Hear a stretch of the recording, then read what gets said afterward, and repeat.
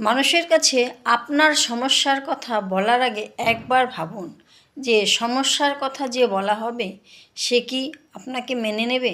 সে কিন্তু আপনার দুর্বলতার জায়গাটা খুঁজে নেবে, কারণ মানুষ চায় আপনি যত কষ্টে থাকতে পারেন। আপনার সামনে এক রূপ, কিন্তু ভেতরে ভেতরে আর এক রূপ।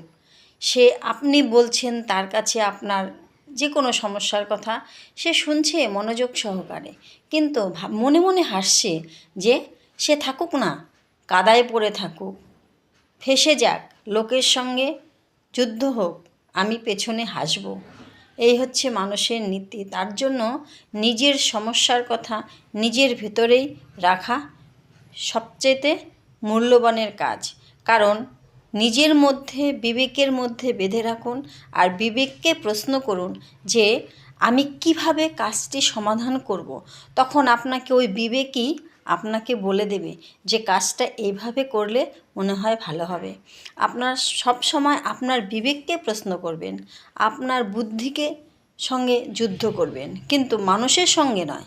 মানুষের সঙ্গে কথা বলতে গেলেই আপনি বিপরীত পদক্ষেপ নিতে হবে, কারণ একজনের কাছে বললেই সারা বিশ্বের লোক আপনার বিপরীত হয়ে দাঁড়াবে।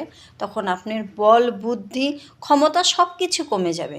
তাই বলছি যে নিজের সমস্যার কথা নিজের মনের মধ্যেই রাখুন, আর নিজের মনকে প্রশ্ন করুন যে এই কাজটা কিভাবে সমাধান করা যাবে।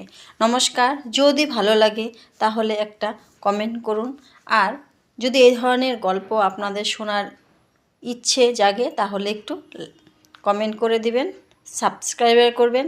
আমি তাহলে আরও এই ধরনের গল্প পেশ করতে থাকব। নমস্কার।